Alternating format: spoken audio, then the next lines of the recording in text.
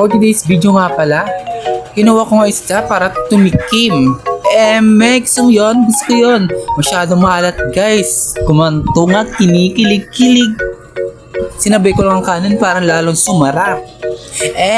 Gusto mo yun? Gusto ko yun.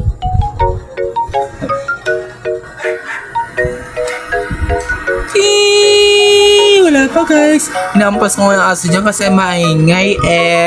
Gusto mo yun? Sisig nga pala. Sinunod ko na.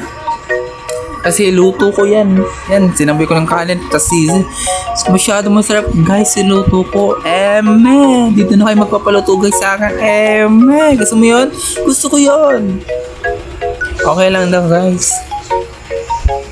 Sinabi ko lang inom ng tubig para lalong sumarap. Cheers. Gusto ko yun. Gusto ko yun. Tumingin pa nga sa langit. Kala mo yan na, binilisan ko lang yung kanin dyan kasi wala lang tayo masabi niyan guys. Wala lang akong maisip. Kumakanta si Carl. Hinarot? Gusto mo alam ba? Tinitipon mo. Maingay pa yung aso. Binato ko na nga lang. Nagagalit ako dyan. Yan, pinakita pa nga. Nagpapainggit ko sa inyo. Gusto mo yan? Gusto ko yun eh. Ayun, may utak pa nga daw. May utak.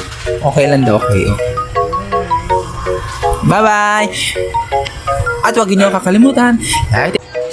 Pinakita ko ngayong ulan tsaka isda and kanin. Hindi pala naubos natin. Gusto mo yan? Gusto ko yun eh. Bye-bye! At huwag niyo makakalimutan, like, share, and follow me. I-like nyo na to video to guys. Gusto mo yan? Gusto ko yun eh. Pa-support na. Ito na nga pala niluto ko. Masyadong masarap. Ginan nyo ko. Sinusumpo nga. Nasaan na isda? Ito na nga isda. Pinakita ko nga pala. Ito na nga yung pinakita ko yung ulam. Wala lang masabi sa gilid. Gusto mo yan? Gusto ko yan. Masyadong init-init pa guys. Kapag ginain mo guys, masarap.